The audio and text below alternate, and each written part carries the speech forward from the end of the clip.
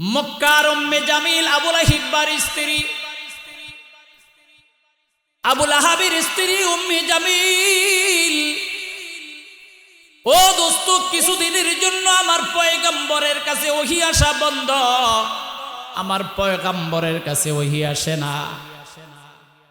এই উম্মে জামিল মক্কার অলিতে গলিতে সব কাফেরের বাড়িতে বাড়িতে গিয়া কয়, খবর পাইছনি? বলে কি? বলে খবর হইল মুহাম্মদের সঙ্গে মুহাম্মদের খোদার ঝগড়া লাগছে, আর ঝগড়া লাইগা মুহাম্মদের খোদা মুহাম্মদকে ছাইরা দিছে। ওহ, কি মজার খবর রে! কাফেররা একদম তালি দিছে। ও আমার প্রিয় দোস্ত, উম্মে জামিল কয় মুহাম্মদের সঙ্গে আল্লাহর সম্পর্ক বিনষ্ট। জিবরিল শু শু শু শু করে আমার নবীর দরবারে হাজির। জিবরিল এসে ডাক দিয়া কয়, পয়গম্বর, আল্লাহ পাক আর সহ্য করতে পারে না, ওই অসভ্য বর্বর মহিলার কথা আমার মাওলার সহ্য হয় না। মাওলার আরর যেন কাঁপাকাঁপি আরম্ভ হয়ে গেছে। ও পয়গম্বর, ওয়াদ্দুহা ওয়াল্লাইলি ইযা সাজা মা ওয়াদ্দাকা রাব্বুকা ওয়া মা ক্বালা। আরো জোরে একসাথে বলেন আল্লাহু আকবার। দেখেন, এখানেও আল্লাহ কসম খাইছে। কেমনে বলি আপনারা বুঝতেছেন কিনা আমি জানি না। নবীর বিষয়গুলিকে মানুষের সামনে বিশ্বাস করাবার জন্য এখানেও আল্লাহ কসম খাইছে। ওয়াদ্দুহা, চাঁদের কসম করে বললাম। ওয়াল্লাইলি ইযা সাজা, অন্ধকারাচ্ছন্ন রাতের কসম করে বললাম। মা ওয়াদ্দাকা রাব্বুকা ওয়া মা ক্বালা। ও পয়গম্বর, মক্কার অসভ্য বর্বরেরা যে বলছে আমি তোমাকে ছেড়ে দিয়েছি, মাওলা ওই শব্দই কয়, মা ওয়াদ্দাকা রাব্বুকা ওয়া মা ক্বালা। তোর আল্লাহ কখনো তোরে ছাড়তে পারে না। কেমনে করে ছাড়ি? তুই তো আমার একমাত্র মাহবুব। আমি তোর জন্য আকাশ বানাইছি, আমি তোর জন্য জমিন বানাইছি। লাউলা কালামা খলাকাতুল আফলাক। জমিরা ইজ্জতে বাসাদে মোহাম্মদ, জমিরা ইজ্জতে বাসাদে মোহাম্মদ, জামালে দিলবরা বাসাদে মোহাম্মদ, ফলকরা বাহেজা বাসাদে মোহাম্মদ, জামালে দিলবরা বাসাদে মোহাম্মদ। আল্লাহু আকবার। এই চারটা অক্ষরের একটা নাম, চারটা অক্ষরের একটা নামের ওজন সাত জমিন, সাত আকাশ, পাহাড়, চন্দ্র, সূর্য, গ্রহ, তারকা, পাহাড়, পর্বত সবকে যদি এক পাল্লে ওজন করা হয়, মিম হা মিম দাল মুহাম্মদের নামের ওজন তার চেয়ে 1000 গুণ বেশি। কোরআনে কারিমে রব্বে কারিম সমস্ত 24 জন নবীর নাম আছে। ম্যাক্সিমাম নবীর নাম নিয়ে আল্লাহ তাআলা ডাক দিয়েছেন। ইয়া জাকারিয়া খুযিল কিতাবা বিকুওয়াহ, ইয়া জাকারিয়া ইন্না নুবাশশিরুকা বিগুলামিন ইসমুহু ইয়াহইয়া, ইয়া জাকারিয়া খুযিল কিতাবা বিকুওয়াহ, ইয়া আদম উসকুন আনতা ওয়া যাওজুকাল জান্নাহ। সমস্ত নবীদের নাম ধরে ধরে আল্লাহ ডাক দিয়েছেন, কিন্তু দোস্ত 30 পারা কোরআনের কোন জায়গায় আমার নবীর নাম নিয়ে ডাক দেয় নাই।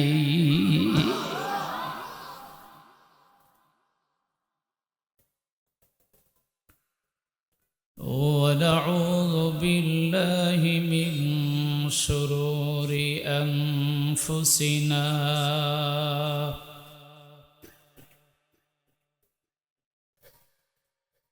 ومن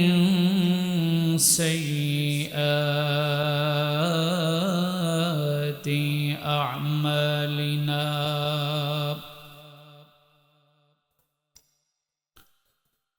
من يهده الله فلا مضل له ومن يضلله فلا هادي له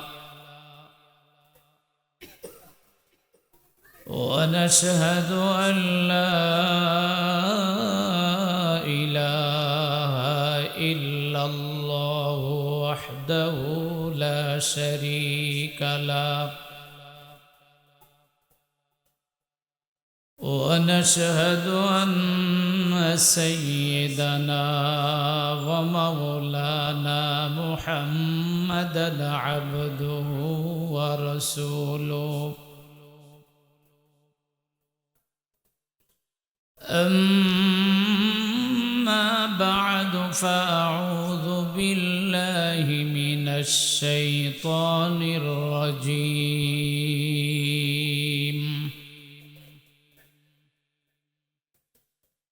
بسم الله الرحمن الرحيم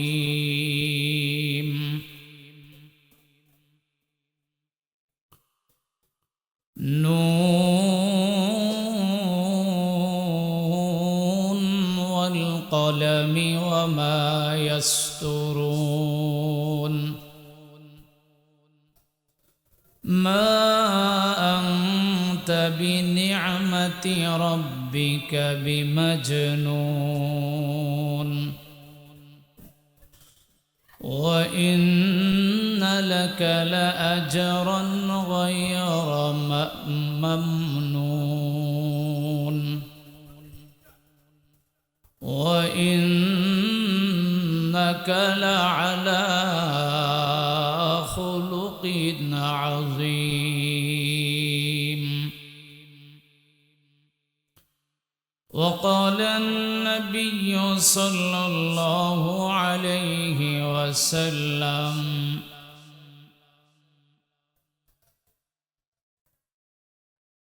خيركم من تعلم القرآن وعلمه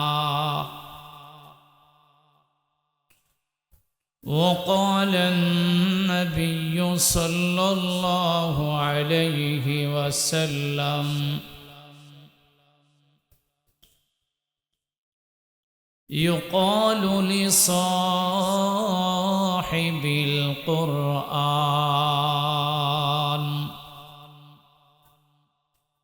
اقرأ وارتقي ورتل كما كنت ترتل في الدنيا فإن منزلك عند آخر آية تقرأها أو كما قال عليه الصلاة والسلام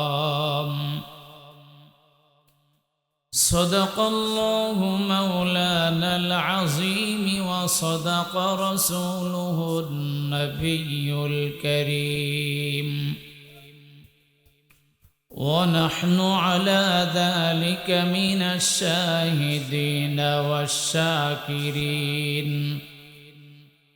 والحمد لله رب العالمين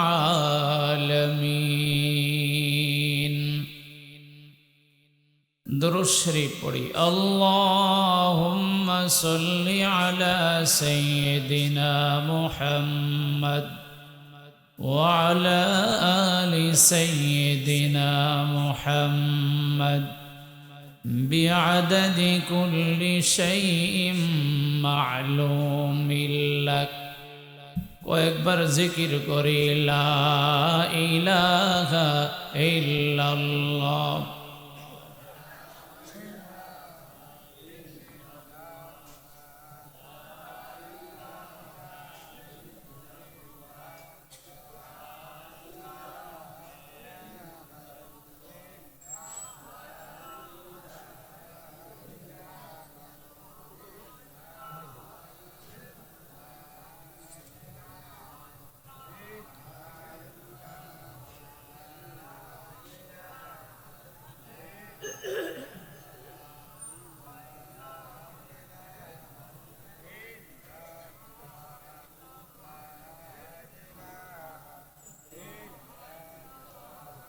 ঢাকে রাখেন।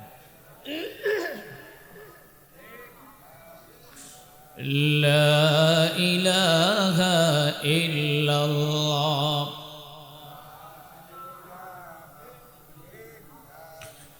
كيف حالي يا إلهي ليس لي خير العمل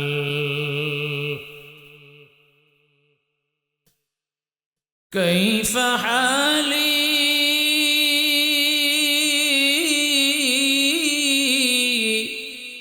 يا إلهي ليس لي خير العمل سوء أعمالي كثير زاد طاعتي قليل لا إله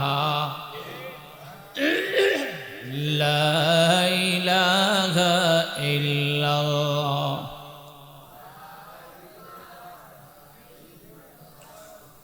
خذ بلطفك يا إلهي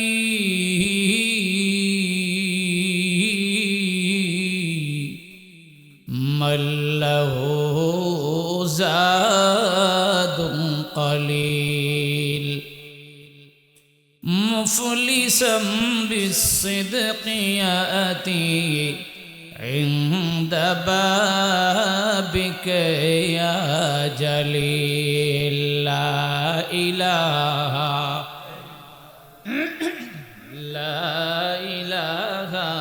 إلا الله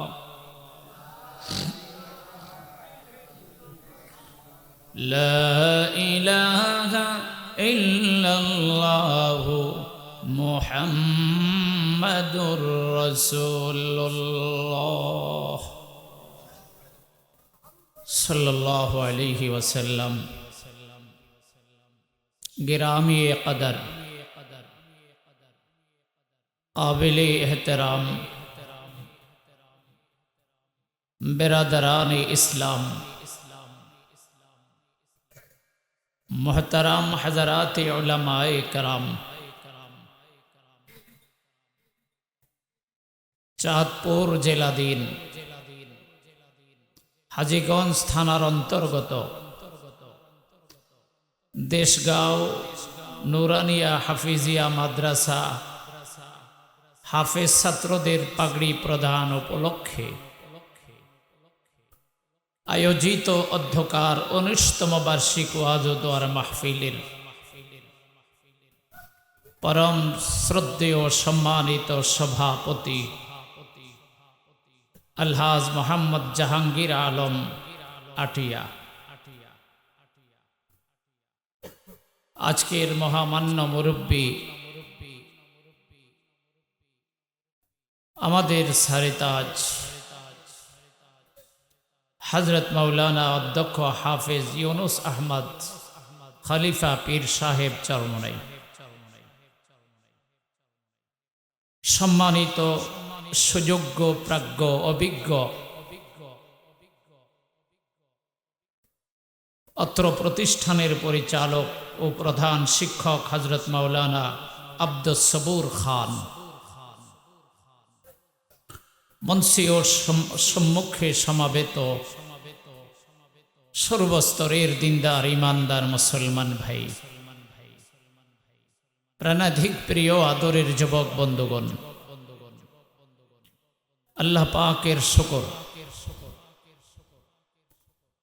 दीर्घ लम्बा रास्ता যানজট এড়িয়ে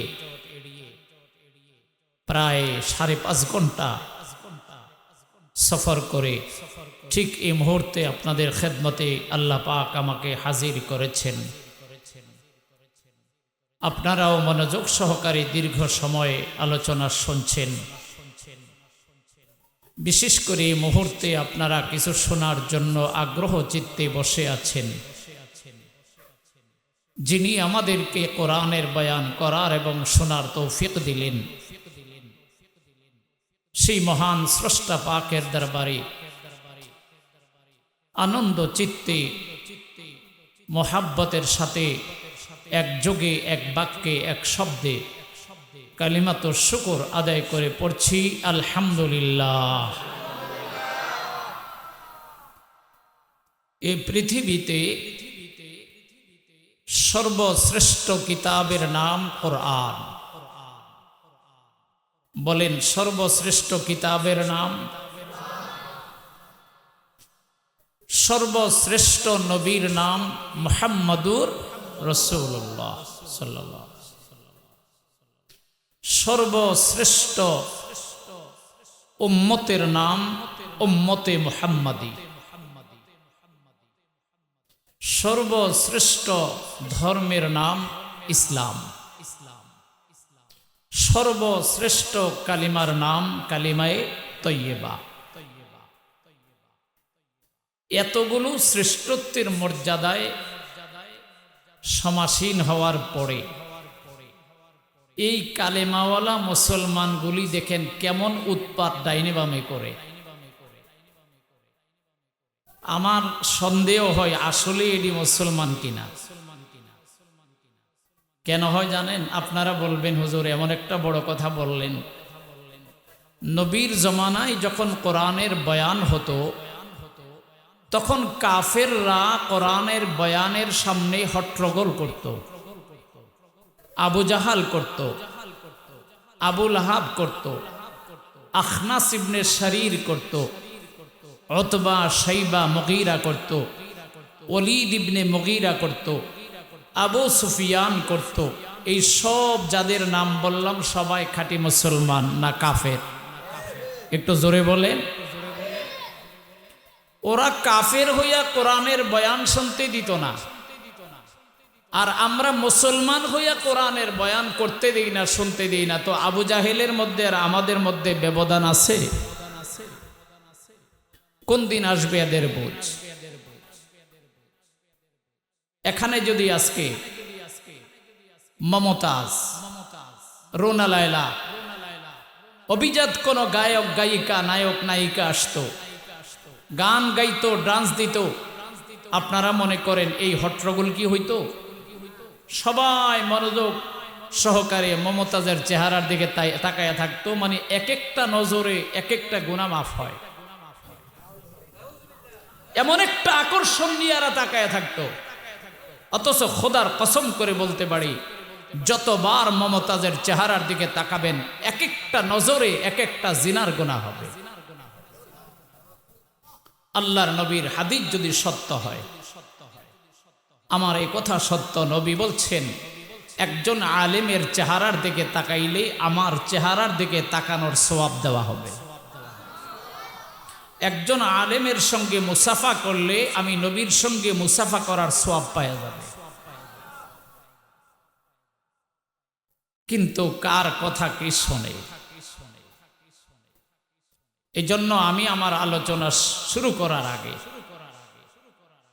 এই মাহফিলের আয়োজন যারা করছেন আমি আপনাদেরকে বলছি,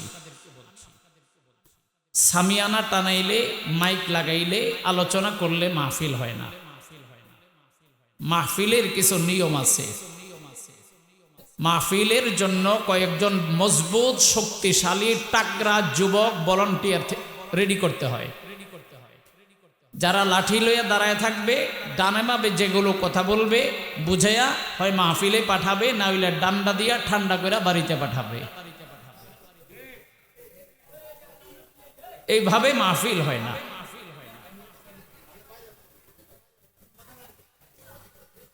কি যে এক অবস্থা! আল্লাহ তুমি আমাদের সকলকে হেদায়েতের বুঝ দান করো, বলেন আমিন। আরো জোরে বলেন। এই জন্য এখনো রাস্তায়, হাটে, মাঠে, ঘাটে এলোমেলো ভাবে, উচ্ছৃঙ্খল ভাবে যারা কথা বলছি, ও যুবক ভাই, ও ছোট্ট বাবা, তোমরা জানো না ইবাদতের চাইতেও বেয়াদবির গুনাহের মান বড় খারাপ। এই দুনিয়ার শ্রেষ্ঠ এক ইবাদত গুজারের নাম ইবলিস। বলেন কি নাম? আপনি ওই হায়াতও পাবেন না, আর ইবলিসের 1000 ভাগের 1 ভাগ ইবাদতও আপনার আমার হবে না। আল্লাহ তাআলা তাকে ऐसा মর্যাদা দিয়েছিলেন। থানবী রাহমাতুল্লাহ আলাইহি তার মাওয়াইজে আশরাফের ভিতরে লেখেন, মালফুজাতে আশরাফে লেখেন যে ইবলিস বড় আলেম ছিল, ইবলিস বড় আবেদ ছিল, ইবলিস বড় আরেফ ছিল। এত ইবাদত ইবলিসের, 1000 1000 বছর ইবাদত করেছে। এত বড় আলেম, নবীদেরকে পর্যন্ত ধোঁকা দিতে ভয় করে নেই। এত ডিগ্রির পরেও একটা বেয়াদবির কারণে আল্লাহ তাআলা বললেন উখরুজ মিনহা ফাইন্নাকা রাজিম, আমার জান্নাত থেকে বের হ। আমি হুকুম করেছিলাম উসজুদুলি আদম, আদমকে সেজদা কর, তুই করিসনি, ফের যুক্তি পেশ করলি।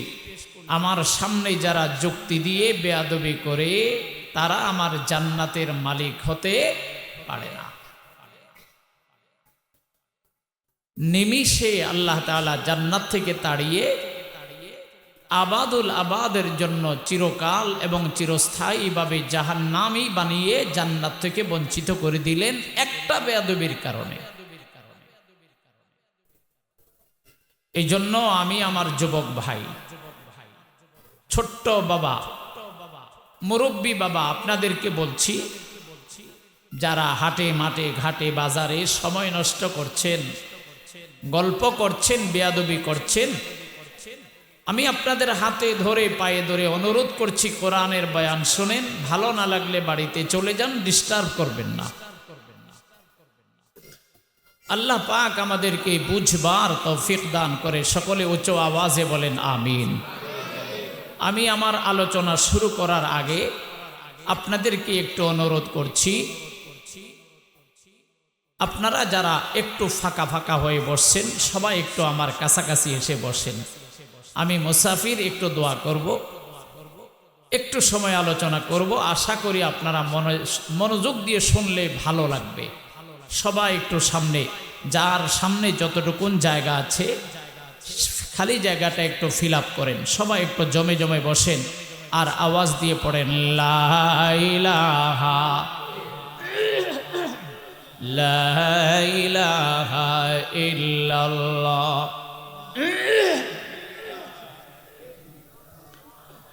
লা ইলাহা ইল্লাল্লাহ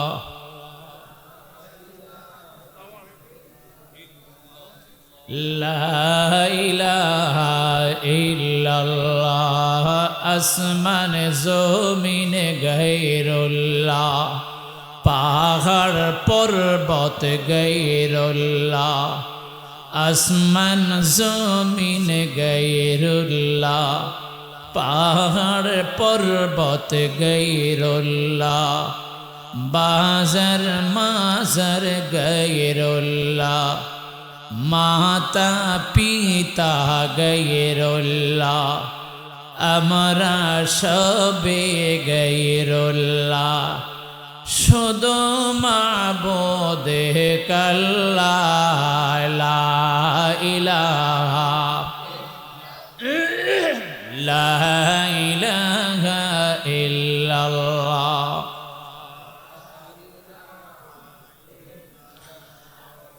লা ইলাহা ইল্লাল্লাহ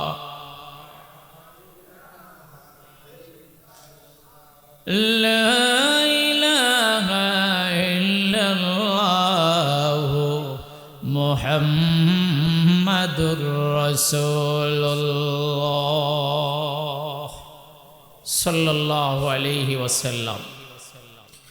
কোরআনে কারীমের 29তম পারা, 2 নম্বর সূরা, সূরাতুল কলম। 4টি আয়াত তিলাওয়াত করেছি। এই আয়াতগুলো সামনে রেখে কিছু কথা বলার নিয়ত করেছি, আমাকে বলার, আপনাদেরকে শোনার, তৎসঙ্গে আমাদের সকলকে আমল করার তৌফিক দান করে উচ্চ আওয়াজে বলি আমিন। যেই সূরাটার নাম বললাম, একটু বলেন দেখি সূরাটার নাম কি? কলম সূরা। একদম সহজ করে বলেন, কি সূরা? এই জীবনের ফার্স্ট কলমের নাম শুনলেন, ঠিক না? না আগে শুনছেন? আপনারা বলবেন যে হুজুর এই কলম চিনে না কে? কি করতাম, ওয়াজ করতাম না বাহিরের ওয়াজ শুনতাম, বুঝতেছি না কিছু। আল্লাহ ভাই, এখানে কি দোকান দিছে নাকি? হ্যাঁ হ্যাঁ, এই বাজার দোকান উঠাইয়া দেন, না হইলে মাহফিল করা যাবে না। এটাকে মাহফিল বলে না। এই বাজার উঠাইয়া দেন, বাজার উঠাইয়া দেন, দোকান বন্ধ করেন। আল্লাহ, আমি যে সূরাটা তিলাওয়াত করলাম, এই সূরাটার নাম সূরাতুল কলম। কলম এটা ছোট বড়, ধনী গরিব, শিক্ষিত অশিক্ষিত সবার পরিচিত এক শব্দ। এই শব্দের নাম হলো কলম। বলেন, এই শব্দের নাম কি? কলম। কলমটা বড় দামি, কলম বড় দামি।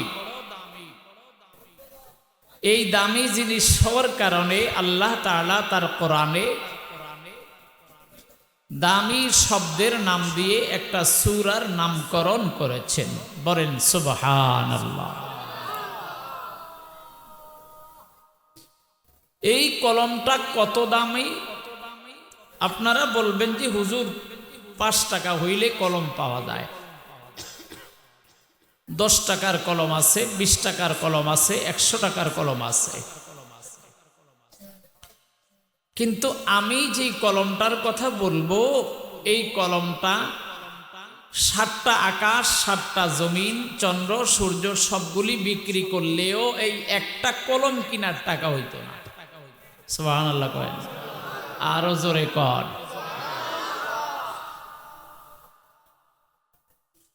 दरफेशानी ने तेरे कतरों को दरिया कर दिया, दरफेशानी ने तेरे कतरों को दरिया कर दिया,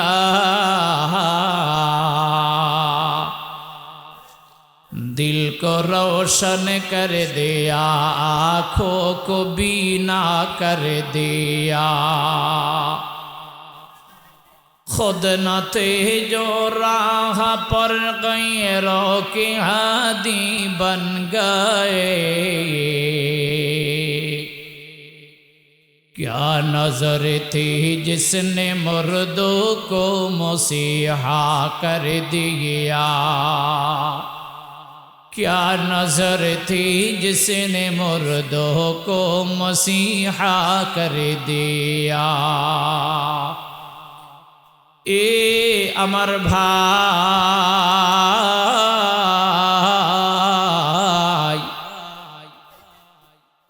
যদিও জীবনে কলমের নাম শুনলেন, তবে আজকে আমি এমন একটা কলমের নাম বলবো যেই কলমের দাম 7 আকাশের চাইতে, 7 জমিনের চাইতে বেশি দামি, চন্দ্র আর সূর্যের চাইতে বড় দামি, গ্রহ আর তারকার চাইতে দামি, 104 খানা আসমানি কিতাবের চাইতে বড় দামি, এমন কি লৌহ কলম, এমন কি সমস্ত ফেরেশতাদের চাইতেও দামি। এই জন্য দোস্ত আহবাব, হাদিসে কুদসির মধ্যে আল্লাহ পাক বলেন, আমি আমার সৃষ্টির মধ্যে আকাশ সবার আগে বানাই নাই, জমিন সবার আগে বানাই নাই, চন্দ্র সূর্য সবার আগে বানাই নাই, নবী রাসূলদেরকে আমি তখনও বানাই নাই, দুনিয়ার কোন সৃষ্টি আমি এখনো বানাই নাই। আউয়ালু মা খালাকাল্লাহুল কলম, আরে সৃষ্টির মধ্যে সবার আগে আমি কলম নামের বস্তু আর হাতিয়ার বানাইলাম। জোরে বলেন সুবহানাল্লাহ। যদিও দোস্ত আমরা বলি আউয়ালু মা খালাকাল্লাহু নূরি, যদিও আমরা বলি আমার পয়গাম্বরকে আল্লাহ পাক সবার আগে বানাইলেন, দোস্ত এই কথাটা ভুয়া কথা, মিথ্যা কথা না। আমার নবীকে তখনও বানায় নাই। আমার নবীকে বানানোর আগে, পয়গাম্বর আদমকে বানানোর আগে, জান্নাত আর জাহান্নাম বানাবার আগে, চন্দ্র সূর্য বানানোর আগে, আসমান জমিন বানানোর আগে, পাহাড় পর্বত সাগর মহাসাগর বানাবার আগে সর্বপ্রথম আল্লাহ পাক বানাইলেন কলমকে। আরো জোরে বলেন, আউয়ালু মা খালাকাল্লাহুল কলম। রব ডাক দিয়া কয়, হে দেশ গাওয়ালাকার মুসলমান, ভালো করে বোঝার চেষ্টা কর, আমি সর্বপ্রথম বানাইলাম কলমকে। এবার দোস্ত সহজে অনুধাবন করতে পারেন, এই কলমটা দোস্ত 3 টাকার কলম নয়, 5 টাকার কলম নয়, এটা 5,000 টাকার কলম নয়, 50 লাখ টাকার কলম নয়, এটা 50 কোটি টাকার কলম নয়, সারা দুনিয়ার চাইতে দামি কলমের নাম সূরায়ে কলম। গারকরা খানি সবর যায় হাবিব, আহরো গিল মাতরা বাসাদ নসিব, আহরো গিল মাতরা বাসাদ নসিব, তালিয়ে করা বসর পেশে খোদা, হর গিল মালা জারাম বাহারা সে বেদা। আল্লাহু আকবার বলে। আল্লাহ পাক সবার আগে কলম বানাইলেন। ও দেশগাওয়ালাকার মুসলমান, বুঝি থাকলে বলো সবার আগে কি বানাইছে? আরো জোরে আওয়াজ দিয়ে বলো। আল্লাহ পাক তার সৃষ্টির মধ্যে সবার আগে কলম বানাইছেন। ভাইরে, এই কলমটা বানায়া রব কলমকে ডাক দিয়া কয়, ও কলম উক্তুব, হে কলম তুমি লেখা আরম্ভ করো। দোস্তরে কলম ডাক দিয়া কয়, আল্লাহ আমাকে তুমি বানাইছ, লেখার কথা বলতেছ, মাদা আক্তবু, এ পরওয়ারদিগার আমি কি লিখবো এটা তো আমারে বলো নাই, বইলা দা। কেমন কলম, যেই কলমে কথা বলি কার সাথে? কলম ডাক দিয়ে কই, মাযা আক্তুবু, ও মালিক রে কি লিখবো তুমি আমাকে বলে দাও। মালিক ডাক দিয়া কয়, হে কলম, আমি দুনিয়ার মানুষের জন্য 104 খানা আসমানে কিতাব দেব, 104 খানা কিতাব তুমি লেখা ফেলো। 7টা জমিন বানাবো, 7টা আকাশ বানাবো, 8টা বেহেশত বানাবো, 7টা জাহান্নাম বানাবো, চন্দ্র সূর্য গ্রহ তারকা বানাবো, 1.25 লক্ষ পয়গাম্বর বানাবো, 1.25 লক্ষ পয়গাম্বরের সাহাবী বানাবো, জমানার শ্রেষ্ঠ ইমামে আবু হানিফা, ইমামে শাফি, ইমামে মালিক, ইমামে আহমদ ইবনে হাম্বল বানাবো, চার তরিকার চার ইমাম কুতুবে রব্বানি মাহবুবে সুবহানি আব্দুল কাদের জিলানী খাজা মঈনুদ্দিন চিশতি আজমিরি মুজাদ্দিদ আল-ফিসানি বাহাউদ্দিন নকশবন্দি আহমদ সিরহিন্দি সহ কোটি কোটি মানুষ পৃথিবীর মধ্যে বানাবো এক কথা আমি যা যা বানাবো সবার নাম লেখো জন্মের তারিখ লিখবা মরার তারিখও লিখবা এমনকি দুনিয়ার 50, 60, 70 বছর বয়সে কোন দিন কি খাবে কোন দিন কোথায় যাবে কার কয়টা ছেলে হবে কার কয়টা মেয়ে হবে কার জীবনে কয়টা বিয়ে হবে কার জীবনে কার কখন বিয়ে হবে সব বিস্তারিত তুমি লিখে ফেলো ওরে কলম তুমি লেখার কাজ আরম্ভ করে দাও চিৎকার করে বলেন মারহাবা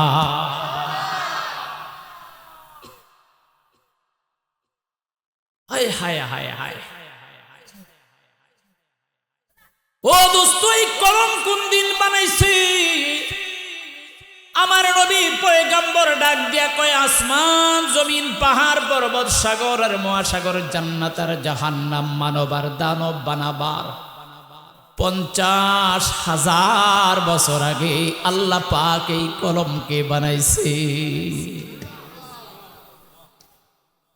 ও দেশগাঁও এলাকার মুসলমান আপনারা কি আমার ভাষা বুঝেন কষ্ট হয় আঞ্চলিকতার কিছু তো পরিবর্তন থাকবে চেষ্টা করছি যেন আপনারা বুঝতে পারেন যা বলছি আপনারা বুঝছেন তো পৃথিবীর সব কিছু বানাবার কত বছর আগে কলম বানাইলেন 50,000 বছর আগে আল্লাহ পাক ডাক দিয়ে কই উক্তুবুল মাকাদির ও কলম দুনিয়ার সমস্ত সৃষ্টি বানাও সমস্ত সৃষ্টির কথা লিখো রে সমস্ত মানুষের তাকদীর লিখো রে সমস্ত মানুষের জীবনের সমস্ত কর্মকাণ্ডের বিবরণ লেখ কলম লিখতে লিখতে সব লেখা শেষ হয়ে গেছে এবার কলমের কালিও শেষ হয়ে গেছে লেখাও শেষ কালিও সুবহানাল্লাহ পড়বেন না এই সবগুলো লেখা যেই জায়গাটার ভিতরে আল্লাহ তাআলা হেফাজত করে রাখলেন যেই ভলিউমের ভিতরে যেই গোডাউনের ভিতরে যেই কারখানার ভিতরে এই সব লেখাগুলোর ভলিউম হেফাজত করে রাখলেন ওই কারখানার নাম হচ্ছে লৌহে মাহফুজ কি নাম বললাম ভাই লৌহে মাহফুজ বল হুয়া কুরআনুম মাজিদ ফি লাউহিম মাহফুজ এই সব সংরক্ষণ আছে লৌহে মাহফুজ নামের এক গোডাউনে আল্লাহু আকবার বলে তাহলে এবার বলেন আমি যে কলমের কথা বলছি এটা কি জানতেন কোন কলম এটা কি সাদামাটা কোন কলম নুন ওয়াল কলমি ওয়া মা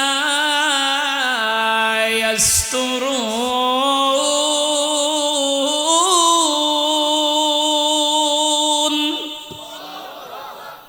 র ডাক দিয়া কয় এ দুনিয়ার মুসলমান ভালো করে বোঝ দোস্ত আমি বিস্তারিত তাফসিরে যাব না সংক্ষিপ্ত ভাবে আপনাদেরকে কয়েকটা কথা বোঝানোর চেষ্টা করি রব সূরা কলমের মধ্যে কলম নামের কসম করলেন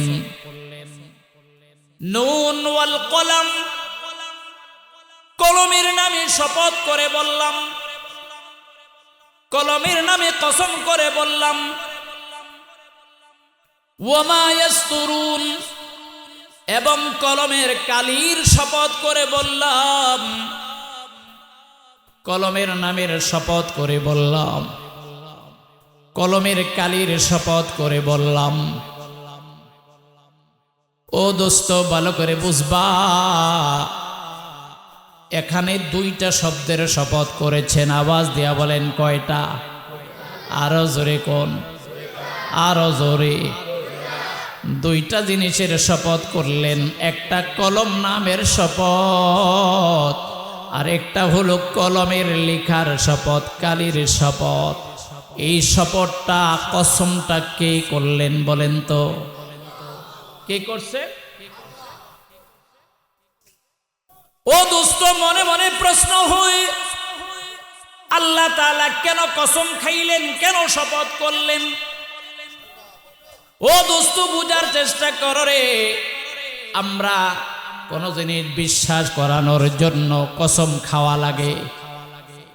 আল্লাহর কথা তো আমাদের কথা বিশ্বাস করানোর জন্য শপথ করা লাগে। এই কারণে যে আমরা 100টার মধ্যে 90টা মিথ্যা কথা বলি, 10টা সত্য কথা বলি। এই জন্য আমাদের কি করা লাগে? কসম করা লাগে। আল্লাহ তাআলা যা বলেন সত্য বলেন না মিথ্যা বলেন? একযোগে একসাথে বলতে হবে, সত্য না মিথ্যা? আল্লাহ কসম দিয়া বললেও সত্য, কসম ছাড়া বললেও বিশ্বাস আছে, ঈমান আছে। কারণ আল্লাহ তাআলার চাইতে বেশি সত্যবাদী কেউ। ওমান আসদাকু মিনাল্লাহি হাদিসা।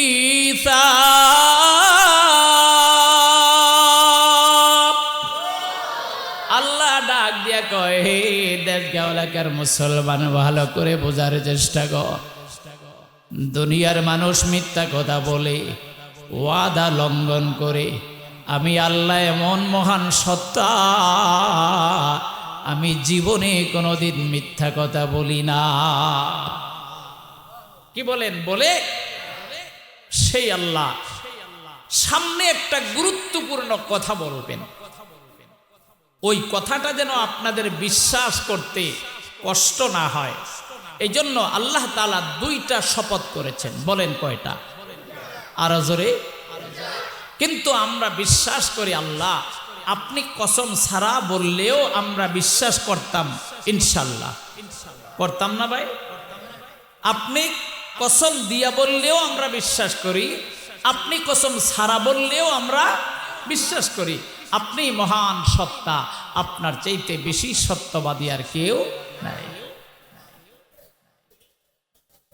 নুন ওয়াল কলামি ওয়া মা ইয়াসতুরুন মা আনতা বিনিআমাতি রাব্বিকা বিমাজনুন। ভাইরে, সামনের দুইটা আয়াতের মধ্যে আল্লাহ পাক পৃথিবীর সর্বশ্রেষ্ঠ পয়গম্বর। ও দোস্ত, আমি আমার বয়ানের শুরুতে বলেছি, আমরা বড় ভাগ্যবান, আমরা বড় ভাগ্যবান রে দোস্ত, যে আল্লাহ তাআলা আমাদেরকে শ্রেষ্ঠ নবী দান করেছে। আমরা শ্রেষ্ঠ নবী পাইছি, আমরা শ্রেষ্ঠ কিতাব পাইছি, আমরা শ্রেষ্ঠ ধর্ম পাইছি, আমরা শ্রেষ্ঠ কালিমা পাইছি।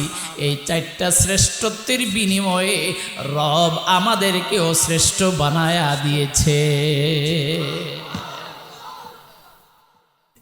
আমাদের নবীও শ্রেষ্ঠ, আমাদের কোরআনও শ্রেষ্ঠ। কথা বুঝে আসে আপনাদের? মনোযোগ কি আপনাদের আছে?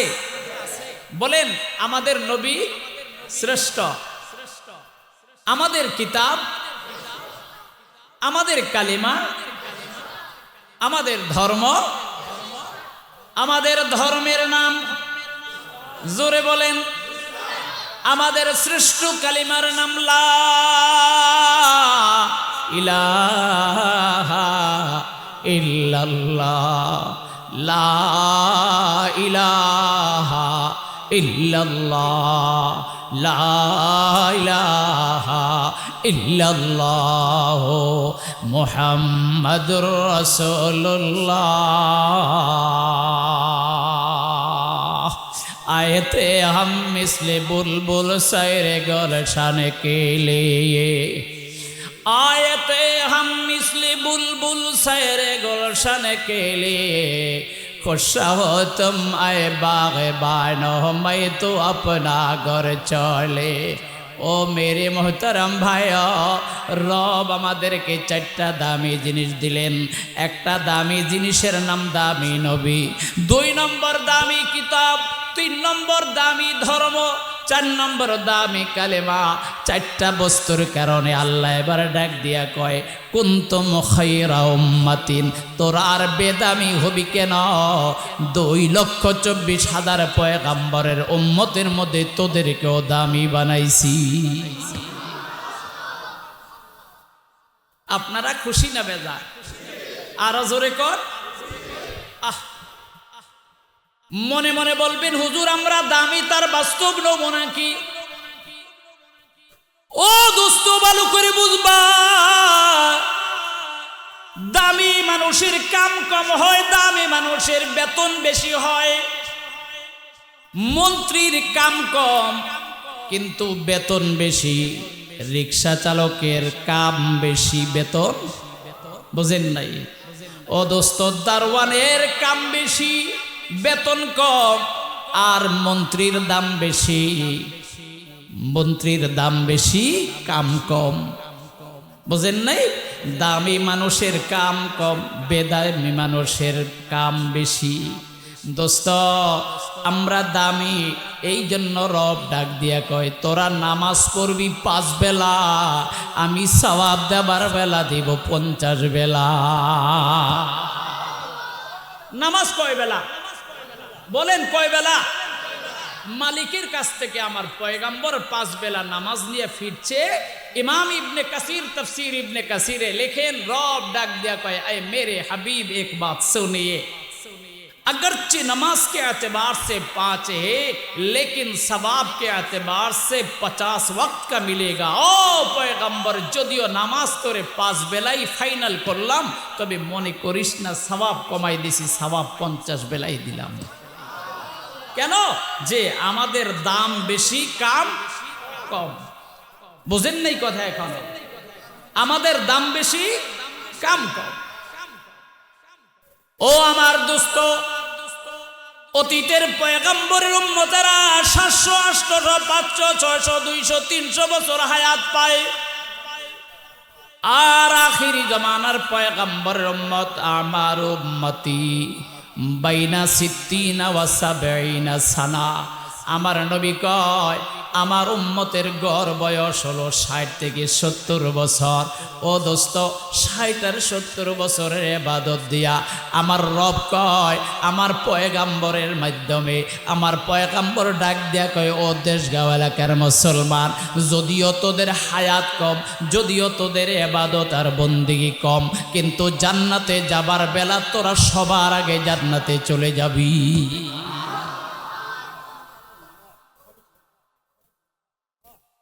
হ্যাঁ, কথা বুঝতেছেন আপনারা? আমাদের হায়াত 60 বছর, বলেন কত? বা 70 বছর। দোস্ত ধরেন 60 বছর যদি হায়াত ধরা হয়, প্রথম 15 বছরই দোস্ত পাগলামি করতে করতে করতে করতে করতে করতে প্রথম 15 বছর নাই। বুঝেন নাই কথা? কারণ প্রথম 15 বছরে তো দোস্ত সাধারণত বাচ্চারা বালেগ হয় না, নামাজ ফরজ হয় না। প্রথম 15 বছর তো বাদ হয়ে গেল। 60 বছরের মধ্যে আর কয় বছর থাকে? 60-এর মধ্যে 15 গেলি 45। ও দোস্তরে এই 45 বছরের মধ্যে ও দোস্ত 12 ঘন্টা রাত, 12 ঘন্টা দিন, এভারেজ হিসাব ধরলে দোস্ত আমাদের ঘুম নিদ্রা দুনিয়ার কাজ বাজ ধরলে পরে দোস্ত কম করে অর্ধেক দিন অর্ধেক রাত আমরা ঘুমাই।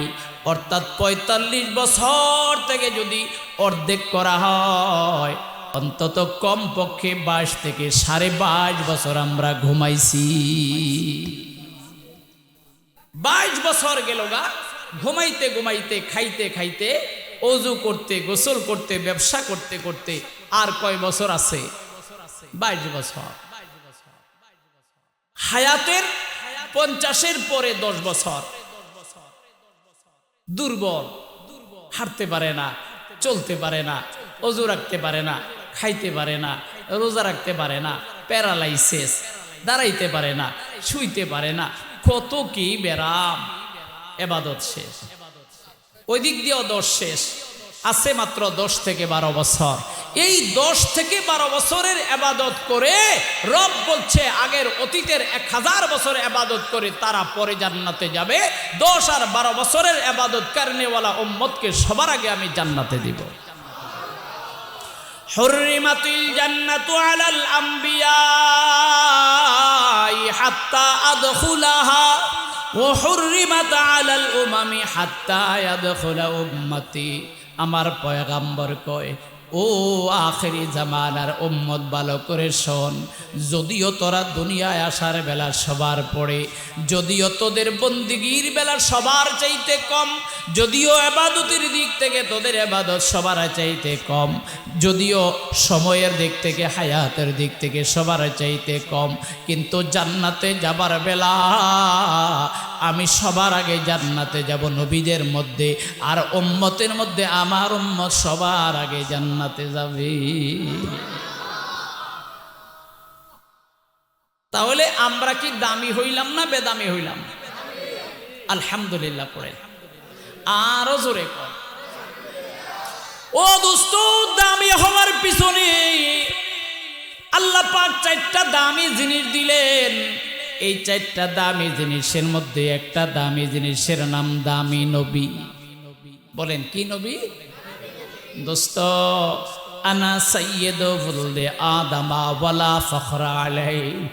আমার নবী ডাক দেখো, দেশগাঁও এলাকার মুসলমান, ও হাজীগঞ্জ থানার মুসলমান, বোঝার চেষ্টা কর। আনা সাইয়্যিদু ওয়ালদে আদম, আমি আদমের সন্তানদের মধ্যে সবার চাইতে শ্রেষ্ঠ। আনা সাইয়্যিদু ওয়ালদে আদম ওয়ালা ফখরা আলাইহি, অহংকার নয়, গর্ব নয়, রব আমাকে 1.25 লক্ষ নবীদের মধ্যে সবচেয়ে দামি বানিয়েছে। ও দোস্ত, বুঝবা, ভালো করে বুঝবা রে। আমার আল্লাহ বলতেছি, আমি একজন দামি নবীর জীবনের আখলাকের কথা, আমি একজন দামি নবীর শান আর মান বয়ান করার জন্য, তোহারাত আর পবিত্রতা বয়ান করার জন্য আমি সবচেয়ে দামি জিনিসটা দিয়া কসম খাইলাম। আমার নবী যেমন দামি, আমার কাছে কলমটাও তেমন দামি। এই জন্য নবীর জীবন বৃত্তান্ত বয়ান করার আগে আমি কলম নামের শব্দ দিয়া শপথ করলাম। নুন ওয়াল কলমি ওয়া মা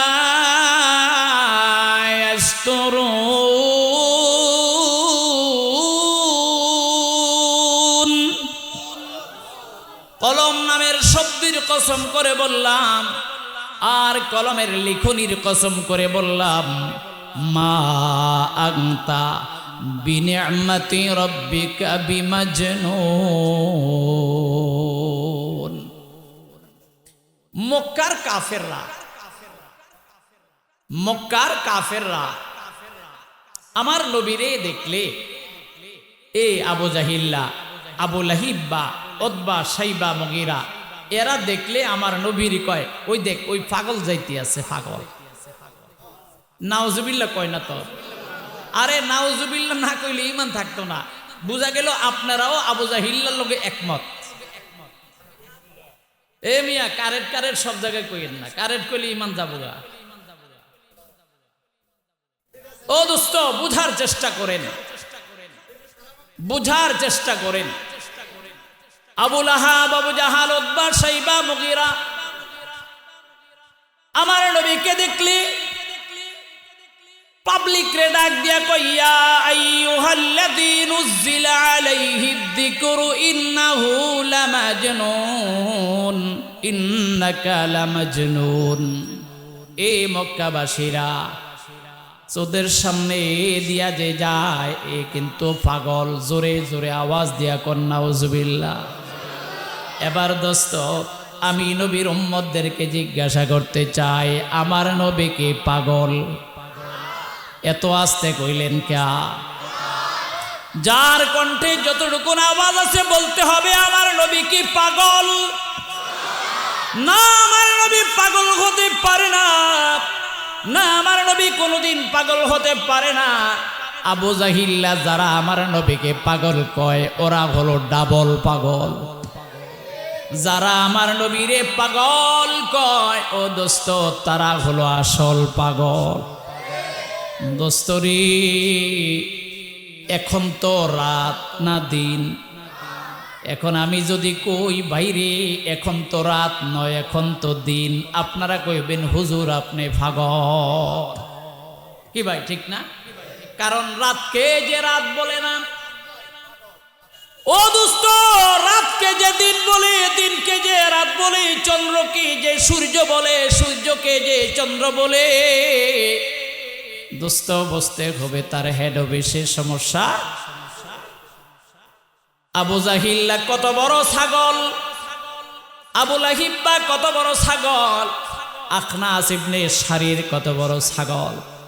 আবার নবীর দেখার পরে কয় ইন্নাকা লামাজনুন। আহারে, মুহাম্মদ হলো পাগল। ভাইরে, আমার নবী কত ভালো মানুষ ছিলেন। ইচ্ছা করলে আমার নবী একটা থাপ্পড় লাগাইলে আবু জাহেলের খবর থাকতো না রে ভাই। খবর থাকতো? একটা থাপ্পড় লাগাইয়া দিলে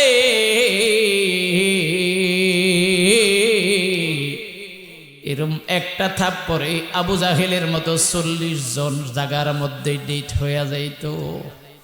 কেন বললাম দোস্ত, ভালো করে বুঝবা, আমার পয়গাম্বরের শরীরে আমার আল্লাহ দুনিয়ার 4000 নওজওয়ান, 4000 যুবকের শক্তি একা আমার নবীর শরীরে। কত হাজার? জোরে বলে। 4000 যুবকের শক্তি একা আল্লাহ তাআলা আমার নবীর গায়ে দিয়েছে। আরো জোরে কর। অনেক ছাগল, কুত্তা, এই কুত্তারা কয় আমার নবী তার খাহেসাত মিটানোর জন্য 9টা থেকে 11টা বিয়া করছে। এতগুলো বিয়া করবো কা নবী? নবী তার জৈবিক চাহিদা পুরা করার জন্য 9টা বিয়া করছে। ও রাম ছাগল, আমি তোরে বলছি যে বলবি আমার নবী এতগুলো বিয়ে করলো কেন? আমার নবীর জোয়ান যখন ভরা, কত হাজার যুবকের যৌবন ভরা বললাম? একসাথে বলতে হবে। 4000 নওজওয়ানের যৌবন একা আমার নবীর ভিতরে দেওয়া।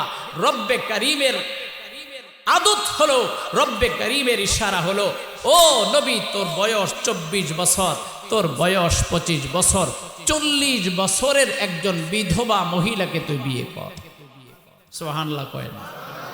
নবী যদি তার যৌন স্বার্থ পুরা করার উদ্দেশ্যই থাকতো তো মক্কায় কি কুমারী মহিলা ঠেড়া পড়ছে? কি ভাই, ঠেড়া পড়ছে? কিন্তু নবী তো কুমারী মেয়ে বিয়ে করেন নাই। খাদিজাতুল কুবরা রাদিয়াল্লাহু তাআলা আনহার আগে বিয়ে হয়েছে, বাচ্চাও আছে। এক কথা।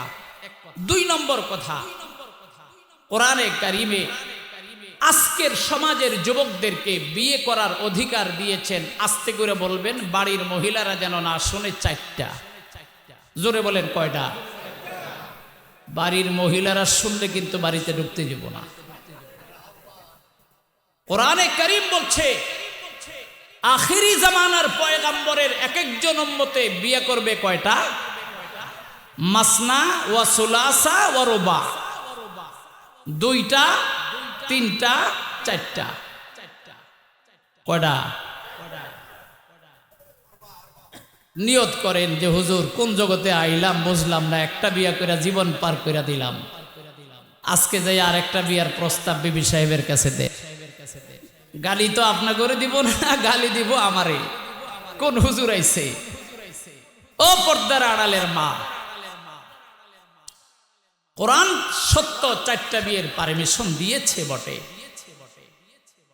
কিন্তু এরপরে বলেছে ফাইন খিফতুম আল্লাহ তাদিলু ফাওয়াহিদা। এর যুবক, একটা বিয়ে করার পরে আর একটা বিয়ে করার যদি তোর সামর্থ্য থাকে, কিন্তু যদি তুই সুবিচার করতে না পারবি, নাই বিচার করতে যদি না পারবি, সমতা রক্ষা করতে যদি না পারবি, তবে মনে রাখবি তোর কপালে 2টা নয়, 3টা নয়, 4টা নয়, কয়টা? একটা। এবার দোস্ত, এই জমানার যুবককে যদি 4টা বিয়ের পারমিশন দেওয়া হয়, তো আমার নবীর শরীরে বলছিলাম কয় হাজার যুবকের শক্তি? তো নবীর তো 16,000 বিয়ে করার কথা। কয় হাজার? 16,000 বিবি রাখার সক্ষমতা আল্লাহ তাআলা আমার আপনার পয়গাম্বরের বড়িতে দান করেছেন। আওয়াজ দিয়ে বলতে হবে আল্লাহু আকবার। আপনি যদি 4টা করেন, তাহলে নবীর গায়ে 4,000 যুবকের শক্তি, তাহলে 4 কত হয়? 16,000। নবী তো 16,000 বিয়ে করার কথা ছিল, নবী 9টা বিয়ে করেছেন। কম করলেন না বেশি করলেন?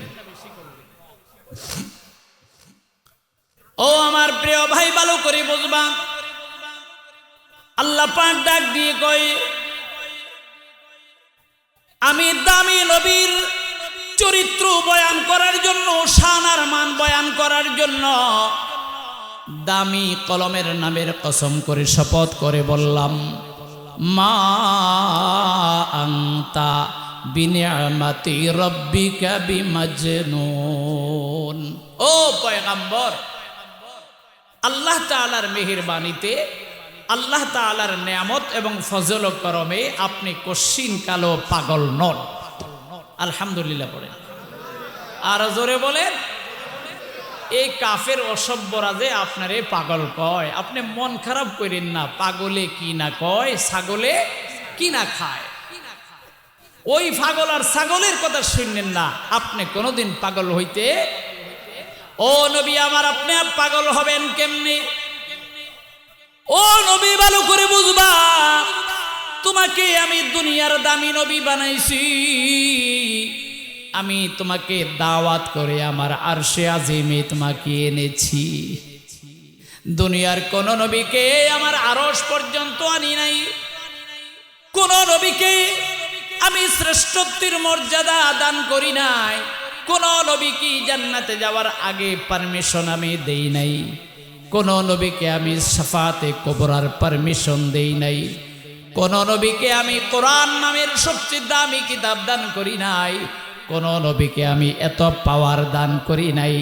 এত নেয়ামত যেই লোকটা পায়, সেই লোকটা কোনোদিন পাগল হতে পারে না। দোস্ত, আমার মনে হইতেছে মক্কার কাফেররা যখন আমার নবীরে পাগল কয়, আল্লাহর যেন আরশ কাঁপা শুরু করে। সুবহানাল্লাহ কয় না? কারণ আমার আল্লাহ যেন বলতে চান, ও নবী, তুই জানোস আমি তোরে কত প্যার করি, তুই জানোস আমি তোরে কত মায়া করি, তুই জানোস তোকে কত প্যার করি। খবরটা কি আপনারা বুঝতে পারছেন? ওহী বন্ধ, জিবরিল আমিন আসা বন্ধ। এই জন্য উম্মে জামিল কয়, এ মক্কার কাফেররা, আরে বেটা খবর রাখছত নেই, মুহাম্মদের সঙ্গে মুহাম্মদের খোদার লগে বিরাট ঝগড়া লাগছে। ঝগড়া লাগলে আবার কথাবার্তা বন্ধ। স্বামী স্ত্রী ঝগড়া লাগলে কথাবার্তা বন্ধ না? প্রেমিকার প্রেমিকা ঝগড়া লাগলে কথাবার্তা বন্ধ। তো কয় মুহাম্মদ আর মুহাম্মদের খোদায় ঝগড়া লাগছে, কথাবার্তা বন্ধ। আওয়াজ দিয়ে বলতে হবে নাউজুবিল্লাহ। যেগুলি কন্যায় গুনাহ হবে, কারণ কিছু কিছু স্পর্শকাতর জায়গা আছে, মুখ বুজে থাকলে বিজাতিদেরকে সমর্থন দেওয়া হয়। মুহাম্মদ হারগিজ না গুফতা তা না গুফতা জিবরাইল মুহাম্মদ হারগিজ না গুফতা তা না গুফতা জিবরাইল জিবরাইল হারগিজ না গুফতা তা না গুফতা রব্বুল জলিল জিবরাইল হারগিজ না গুফতা তা না গুফতা রব্বুল জলিল মাহি চেনাদারিম গমে হি চেনাদারিম মাহি চেনাদারিম গমে হি চেনাদারিম দস্তারে নাদারিম গমে পেচে নাদারিম দস্তারে নাদারিম গমে পেচে নাদারিম আল্লাহু আকবার জমিরা ইজ্জতে বাসাদে মোহাম্মদ জমালে দিল বুরা বাসাদ মোহাম্মদ ফলকরা বাহেজা বাসাদ মোহাম্মদ জমালে দিল বুরা বাসাদ মোহাম্মদ আল্লাহ তাআলা যেন বলতে চান এ মোহাম্মদ তুই তো জানোস না আমি তোর কত আদর করি। কষ্ট হইতেছে আপনাদের? আদরের একটা বাস্তব নমুনা শোনাই আপনাদেরকে। আপনারা ডিজিটাল জমানার মানুষ,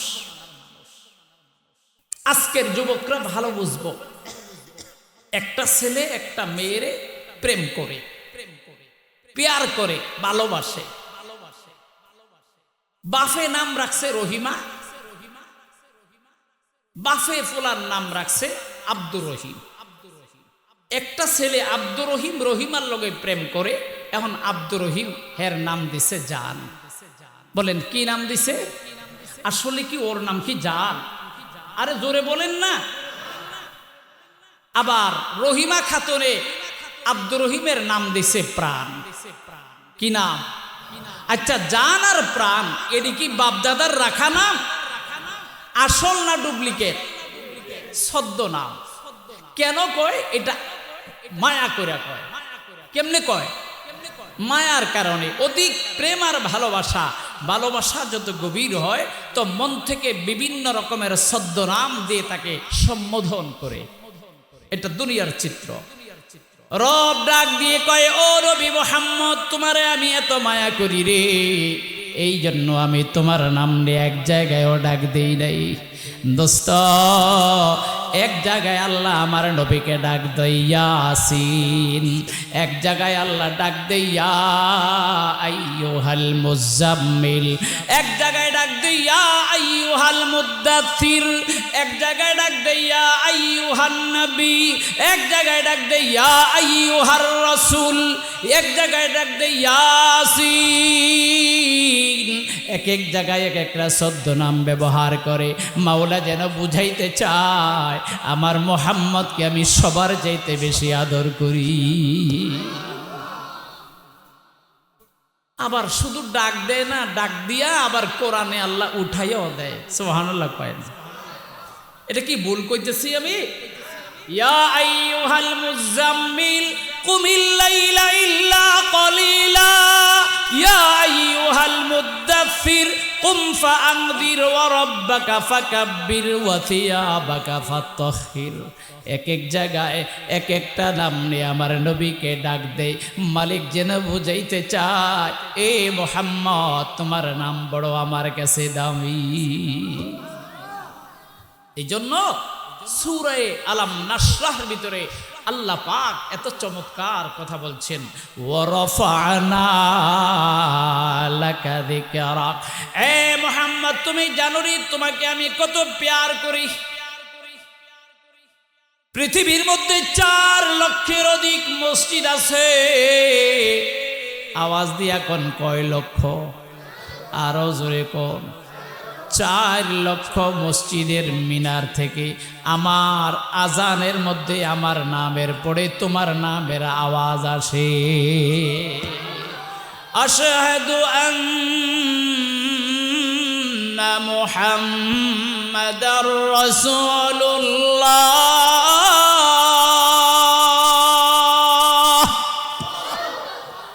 আছে না নাই? ও দোস্ত, আল্লাহ যেন বলতে চান সমস্ত মসজিদের মিনারে শুধু আমার নামের আওয়াজ হবে তা নয়, আমার নামের পরে আমি তোমার নাম লিখলাম।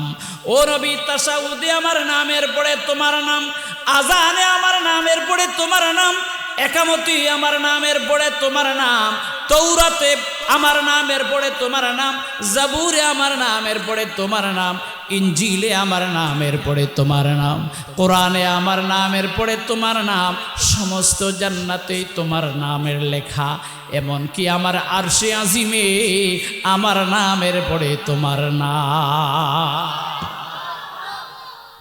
আরশে আজিমে লেখা লা ইলাহা ইল্লাল্লাহ, লা ইলাহা ইল্লাল্লাহ। পড়েন লা ইলাহা।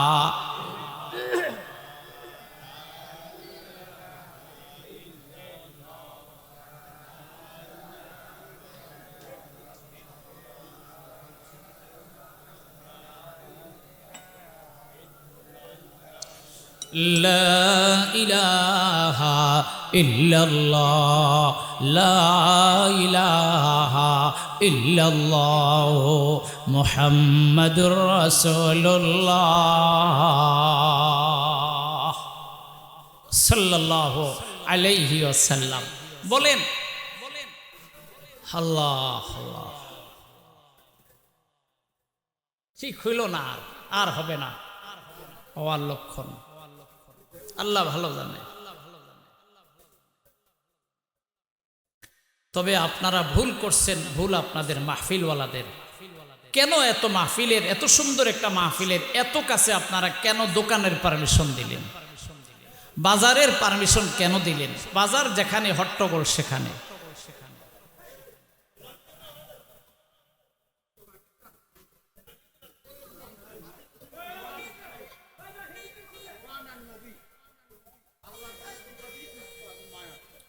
জি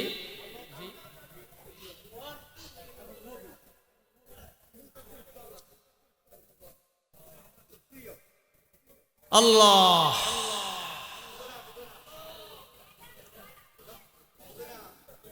দোস্ত, বলতেছিলাম যে কথাটা, আল্লাহ পাকের কাছে আল্লাহ পাকের নবী এত দামি, এই দামি নবীর শান এবং মান বয়ান করার আগে দুটো শব্দের কসম করে বলছেন।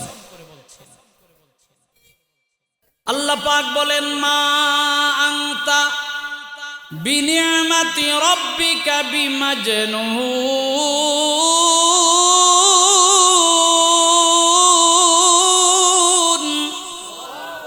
আল্লাহ পাক বলেন, ও পয়গম্বর, কাফের আর মুশরিকেরা যা বলে আপনি সেদিকে ভ্রুক্ষেপ করবেন না। মা আনতা, আপনি কখনো পাগল হতে পারেন না, বরঞ্চ আল্লাহ পাক আপনাকে শ্রেষ্ঠত্বের মর্যাদা দান করেছেন। জোরে বলেন সুবহানাল্লাহ। ওয়া ইন্না লাকা লাআজরান গায়রা মামনুন। রব ডাক দিয়া কয়, পয়গম্বর, মানুষ যত গালিগালাজ করবে, মানুষ যত আপনাকে খারাপ কথা বলবে, আপনি বেসবর হইয়েন না, আপনি মন খারাপ করিয়েন না, আপনি পেরেশানি হবেন না। মানুষ যত গালিগালাজ করবে, আমি আপনার মর্যাদা আর ইজ্জত তত বাড়াবো। নবীরে যত গালি দেয়, নবীর ইজ্জত বাড়ে না কমে। কোরআনকে গালি দিলে কোরআনের ইজ্জত বাড়ে না কমে। আলেমদেরকে গালি দিলে আলেমের ইজ্জত বাড়ে না কমে। দোস্তরে, এটা এমন জিনিস, তুমি যত গালি দিবা, অপমান করবা, এটাকে কখনো অপমান করা যায় না, অপদস্থ করা যায় না। আমার নবীকে অপদস্থ করার জন্য মক্কার কাফেররা চেষ্টা কম করে নাই, কিন্তু আমার নবীকে অপদস্থ করতে পারে নাই। জোরে বলেন ঠিক কিনা? ও দোস্ত, কোরআনকে গালি দিলে কোরআনের অপমান হয় না, আলেমদেরকে গালি দিলে আলেমদের অপমান হয় না। মালিক যেন বলতে চান, এ পয়গম্বর, ও পয়গম্বরের উত্তরসূরি উলামায়ে কেরাম, তোদেরকে যদি গালি দেয় অসম্মান করে, বেসবর হবি না, মন খারাপ করবি না, এর দ্বারা আল্লাহ পাকের কাছে তোর ইজ্জত আর সম্মান বাড়বে। গার কোরা খানি সবর গায় হাবিব, আহর গিলমা তোরা বাসাদে নসিব, আহর গিলমা তোরা বাসাদে নসিব, তালিয়ে কোরআ পসন পেশে খোদা, হর গিলমালা জারাম বাহার আসে বেদা, হর গিলমালা জারাম বাহার আসে বেদা। লা ইলাহা লা ইলাহা ইল্লাল্লাহ, লা ইলাহা ইল্লাল্লাহ, লা ইলাহা, লা ইলাহা ইল্লাল্লাহ, মুহাম্মাদুর রাসূলুল্লাহ সাল্লাল্লাহু আলাইহি ওয়াসাল্লাম। ও দোস্ত, এবার আপনাদেরকে যে কথাটা বলতে চাই, আল্লাহ তাআলার কাছে কলম যেমন দামি, নবী তেমন দামি। এই জন্য দামি নবীর চরিত্র বয়ান করার জন্য দামি কলমের কসম করে আল্লাহ তাআলার সামনে আরেকটা কথা বলতেছেন, ওয়া ইন্নাকা লাআলা খুলুকিন আযীম।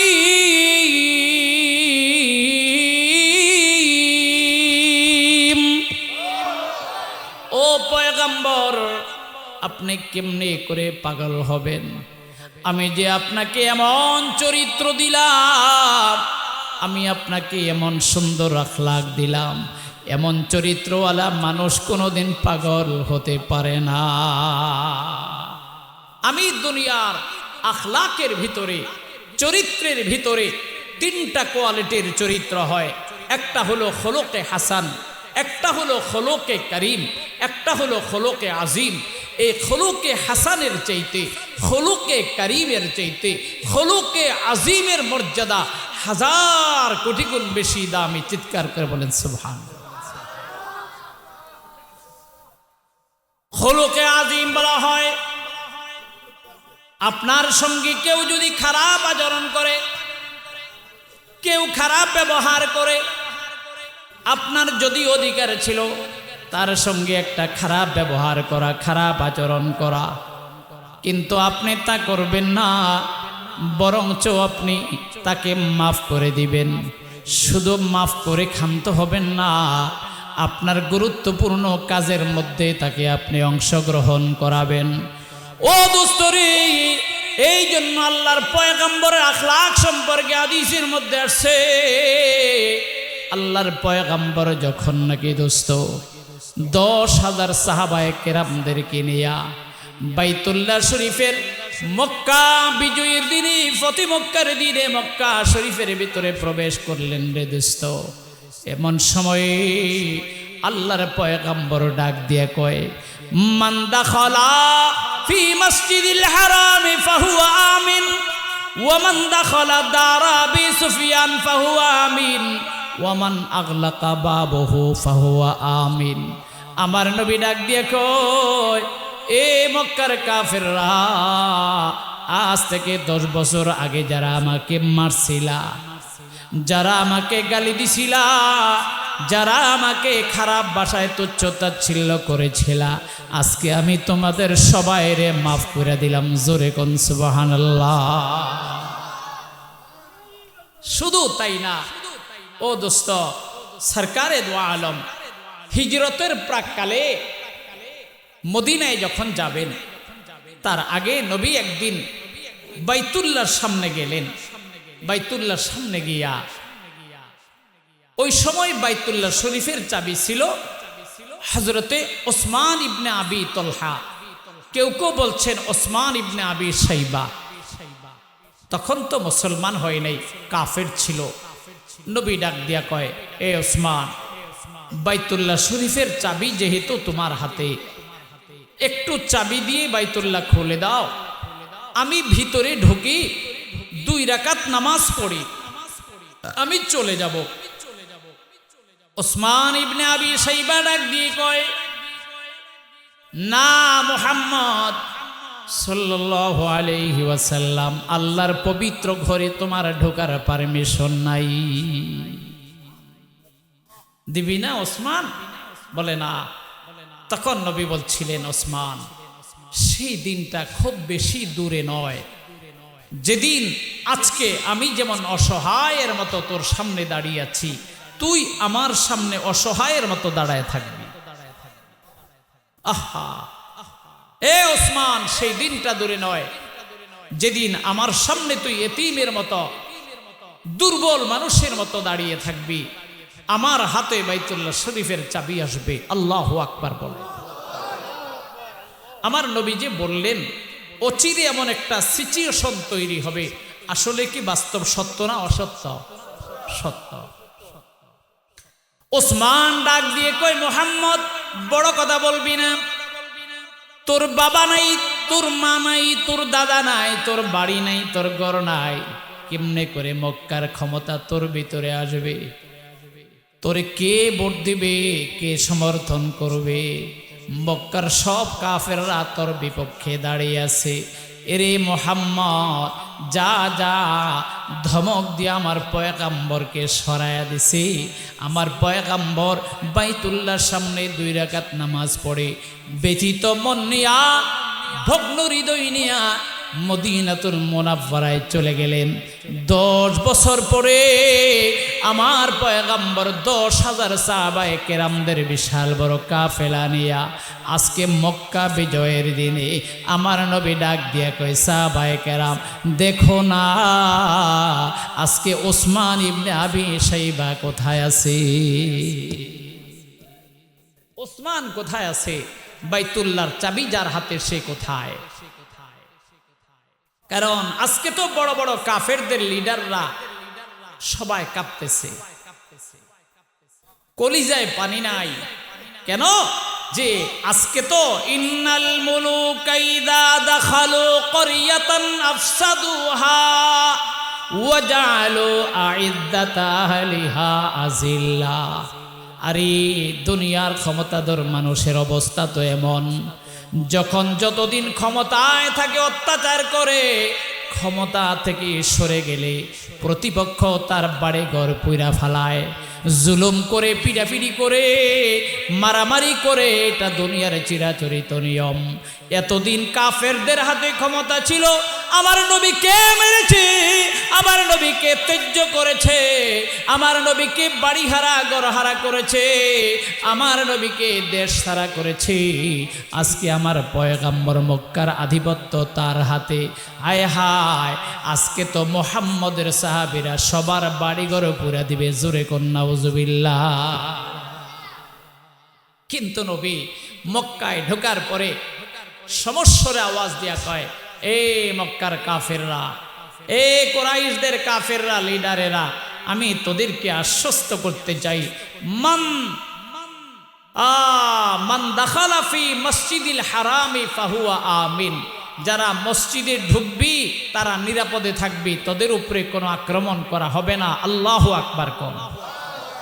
যারা তোদের ঘরের ভিতরে ঢুকা ঘরের দুয়ার লাগায় রাখবি, তোরা নিরাপদে থাকবি। সব মা আল্লাহর নবী বললেন, দেখো ওসমান ইবনে আবি শাইবা কোথায় আছে? ওসমান ইবনে আবি শাইবার তালাশ করতে করতে করতে করতে ওসমান ইবনে আবি শাইবাকে খুঁজে খুঁজে পাওয়া যায়। ওসমান ইবনে আবি শাইবাকে আনা হয়, আল্লাহর পয়গাম্বরের সামনে আনা হয়। আল্লাহর পয়গাম্বর ডাক দিয়ে কয়, রে ওসমান, জানতে চাই তুমি তো সেদিন আমাকে ধমক দিয়া বাইতুল্লাহ থেকে সরায়া দিছ, তোমার কি মনে আছে সেদিনের ঘটনা? ওসমান ডাক দিয়া কয়, হ্যাঁ পয়গাম্বর, মনে আছে। আল্লাহর পয়গাম্বর ওসমানকে ডাক দিয়া কয়, হে ওসমান, আমি যে বলেছিলাম অচিরে বাইতুল্লাহ শরীফের চাবি আমার হাতে আসবে, মক্কার ক্ষমতা আমার হাতে আসবে, তুমি বিশ্বাস করো নাই, আজকে তোমার বিশ্বাস হয়েছে? বলে হ্যাঁ। নবী আবার ডাক দিয়া কয়, ওসমান বলো না আজকে তোমার সাথে আমার কি ব্যবহার করা দরকার? ওসমান ডাক দিয়া কয়, উচিত তো এটা, সেই দিন আপনার সঙ্গে আমি এই যে খারাপ ব্যবহার করেছি মান হয়ে যাও ওয়া আশহাদু আন্না মুহাম্মাদান আবদুহু ওয়া রাসূলুহু লা ইলাহা ইল্লাল্লাহ। জোরে লা ইলাহা ইল্লাল্লাহ, লা ইলাহা ইল্লাল্লাহ, লা ইলাহা ইল্লাল্লাহ, লা ইলাহা ইল্লাল্লাহ মুহাম্মাদুর রাসূলুল্লাহ সাল্লাল্লাহু আলাইহি ওয়াসাল্লাম। ও মেরে মোহতারাম ভাইও, নবী বলছেন তুই কালিমা পড়ছো, তুমি মুসলমান হয়ে গেছো, আল্লাহ তাআলাও তোমার সব গুনাহ মাফ করে দিছে, আমিও তোমাকে মাফ করে দিলাম। আরো চিল্লা বলেন সুবহানাল্লাহ। এর নাম দয়ার নবী, এর নাম মায়ার নবী, এর নাম খুলুকে আজিম, এর নাম উত্তম চরিত্র। আওয়াজ দিয়ে বলতে হবে আল্লাহু আকবার। ও দোস্ত এবার শোনেন, ওসমান ইবনে আবি শাইবার হাতে বাইতুল্লাহ শরীফের চাবি। আমার নবী বাইতুল্লাহর চাবি ওসমান থেকে নিয়ে গেলেন। পরীক্ষা করতে চান, সাহাবীদেরকে জিজ্ঞাসা করেন, হে সাহাবা, হাজীদের মেহমানদারি করার জন্য, পানি পান করাবার জন্য, বাইতুল্লাহর খেদমত করার জন্য তোমরা কে রাজি আছো? আলী দাঁড়ায় কয়, হুজুর আমি। সালমানে ফার্সি কয়, হুজুর আমি। আব্দুল্লাহ ইবনে আব্বাস বলে, আমি। সাহাবায়ে কেরাম এক পায়ে দাঁড়ানো। আমার পয়গম্বর ডাক দিয়া কয়, না, বাইতুল্লাহর চাবি আগে ওসমানের হাতে ছিল, আজকে আমি আবার পুনরায় ওসমানের হাতে চাবি দিয়া দেব, ওসমান যাতে বসতে না পারে। আমি ইসলাম গ্রহণ করার আগে বেয়াদবি করেছিলাম, এই জন্য নবী আমার কাছ থেকে চাবি নিয়ে গেছে। না না, ওসমানের কাছে অতীতে চাবি ছিল, আজ থেকে কিয়ামত পর্যন্ত তার বংশধরের হাতে বাইতুল্লাহর চাবি থাকবে। এই ওসমান ইবনে আবি শাইবা সরকারে দো আলম শুধু ক্ষমাই করলেন না, শুধু মাফে করলেন না, উপরন্ত বাইতুল্লাহ শরীফের চাবি তার হাতে দিয়া তাকে সসম্মানের স্বপদে বহাল রাখলেন। আল্লাহু আকবার বলে। ওয়া ইন্নাকা লাআলা খুলুকিন আযীম, লা ইলাহা। এই হুজুর আছে, নিয়ে আসেন, নিয়ে আসেন। লা ইলাহা ইল্লাল্লাহ, লা ইলাহা ইল্লাল্লাহু মুহাম্মাদুর রাসূলুল্লাহ। ও আমার প্রিয় ভাই, আমি বলতেছিলাম নুন ওয়াল কলামি ওয়া মা ইয়াসতুরুন। মালিক দুইটা শব্দের কসম করে বলেছেন, কলম শব্দের কসম করে বললেন, আর কলমের কালির কসম করে বললেন। মালিক বললেন, মান তাবি নিআমাতি রাব্বিকা বিমাজনুন। ও পয়গম্বর, আপনাকে কেউ গালি দিলে মন খারাপ করবেন না, পাগল বললে মন খারাপ করবেন না। ওয়া ইন্নাকা ওয়া ইন্না লাকা লাআজরান গায়রা মামনুন। ও পয়গম্বর, যত বেইজ্জতি করবে তত আপনার মর্যাদা আমি বাড়ায়া দিব, সওয়াব দিয়া দিব। ওয়া ইন্নাকা লাআলা খুলুকিন আযীম। ও মেরে মোহতারাম ভাইও, এই কথাগুলো বলার উদ্দেশ্য হলো আমরা শ্রেষ্ঠ নবীর বরকতে শ্রেষ্ঠ উম্মত হইলাম। বয়ান কি মনে আছে? আমরা দামি আর শ্রেষ্ঠ কয় কারণে বলছিলাম? জোরে বলেন কয়টা? এক, দামি নবী; দুই, দামি কোরআন; তিন, দামি ধর্ম; চার, দামি কালেমা; চারটি বস্তুর সমন্বয়ে আমরা দামি হইলাম। দামি উম্মতের ভিতরে যদি দামি নবীর চরিত্র না আসে, তবে দোস্ত ওই উম্মত কখনো দামি হতে পারবে না। এই জন্য আমাদের ভিতরে আল্লাহ তাআলা যেন তার দামি নবীর দামি চরিত্র যেন আমাদেরকে দান করে। আওয়াজ দিয়ে বলেন আমিন। আরো জোরে বলেন। গালি দেওয়া, তুচ্ছ তাচ্ছিল্য করা, অপমান করা, হেয় করা, বেইজ্জতি করা, অপদস্থ করা, এগুলো নবীর চরিত্র কখনো ছিল না। হ্যাঁ, নবী কখনো এগুলি করতেন না। ও দোস্ত, নবী আলাইহিস সালাম কখনো মানুষকে গালি দেয় নাই। সুবহানাল্লাহ পড়েন। নবী তার জীবনে কোনোদিন কি দেন নাই? গালি দেয় নাই। আমরা নবীর শ্রেষ্ঠ উম্মত হইয়া মানুষদেরকে গালি দেই, কি ভাই দেই না? তাও দেই কি এমন গালি, একদম ডিজিটাল জমানার ডিজিটাল গালি। আয় হায় হায়। দেখেন নবীর সাহাবীদের মধ্যে একবার একজন একটা গালি দিচ্ছে। কি গালি জানেন? হযরতে আবু যর রাদিয়াল্লাহু তাআলা আনহু হযরতে বিলাল হাবশিকে একদিন একটা গালি দিলেন। কি গালি দিছে জানেন? ইয়া ইবনা আসওয়াদ, এ কালোর ছেলে। বলেন কি বলছে? আচ্ছা, আজকের জমানায় যদি ধরা হয়, এটা কোনো গালির ভিতরে পড়ে? আজকের গালি তো মা থেকে শুরু করে। পৃথিবীর মানুষের মধ্যে নবীর পড়ে যার সবচেয়ে বড় মর্যাদা সে মা। এই মা থেকে গালি শুরু করে ফের 14 গোষ্ঠী পর্যন্ত গালি দিতে থাকে। কি ভাই? কিন্তু হযরতে আবু যর মজাক করে বলছেন ইয়া ইবনা আসওয়াদ, এ কালোর ছেলে। বিলাল যেহেতু সুদানি ছিলেন, আফ্রিকান ছিলেন, নাইজেরিয়ানি ছিলেন, কৃষ্ণাঙ্গ ছিলেন, বিধায় বিলালকে বলছে কালোর ছেলে। বিলালের মনে কষ্ট হয়েছে। বিলাল দৌড়ায়া রহমতে দো আলমের দরবারে গিয়া বলছে ইয়া রাসূলুল্লাহ, বিলাল আমাকে গালি দিয়েছে। বিলাল তোমাকে গালি, আবু যর আমাকে গালি দিয়েছেন। বিলাল রাদিয়াল্লাহু তাআলা আনহু বলছেন, কি বলছে তোমাকে? বলছে ইয়া ইবনা আসওয়াদ, হে কালোর ছেলে।